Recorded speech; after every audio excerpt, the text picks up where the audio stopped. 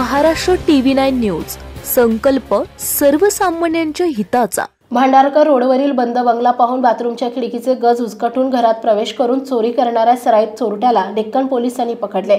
आई आणि मावशीच्या साह्याने त्यांनी ही चोरी केल्याचं उघड झालंय. मावशीच्या नावावरही गुन्हे दाखल आहेत. गणेश आव्हाड असं या चोरट्याचं नाव आहे. भांडारकर रोडवरील एका बंगल्यात राहणारे व्यावसायिक लग्नानिमित्त जयपूरला 13 डिसेंबर रोजी दुपारी गेले. चोरट्यानं बंद बंगला पाहून त्याच्या बाथरूमच्या खिडकीचे गज काढून आत प्रवेश केला. बेडरूमचे बाजूला असलेल्या रूममधील 3 लोखंडी कपाटे तसेच एक लाकडी कपाट उचकटले. लोखंडी कपाटात ठेवलेली 50,000 रुपयांची रोकड, 50,000 रुपयांचे देवघरातील देवाची मूर्ती, चांदीचे देवाचे दागिने असा 1 लाख रुपयांचा ऐवज चोरी करून नेला होता. 14 डिसेंबर रोजी सायंकाळी हा प्रकार उघडकीस आला होता. डेक्कन पोलीस ठाण्याचे तपास पथकाचे अधिकारी आणि पोलीस अंमलदार यांनी परिसरातील सर्व सीसीटीव्ही फुटेज तपासले. त्यात 3 संशयित आढळून आले. तांत्रिक माहितीवरून घरफोडी करणारी व्यक्ती ही जालना जिल्ह्यातील असल्याची माहिती मिळाली.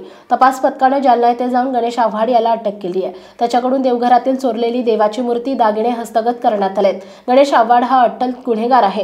त्याच्यावर यापूर्वी मुंबई आणि ठाणे येथे चोरीचे गुन्हे दाखल आहेत. गणसावंगी येथून तो चोऱ्या करण्यासाठी निघतो.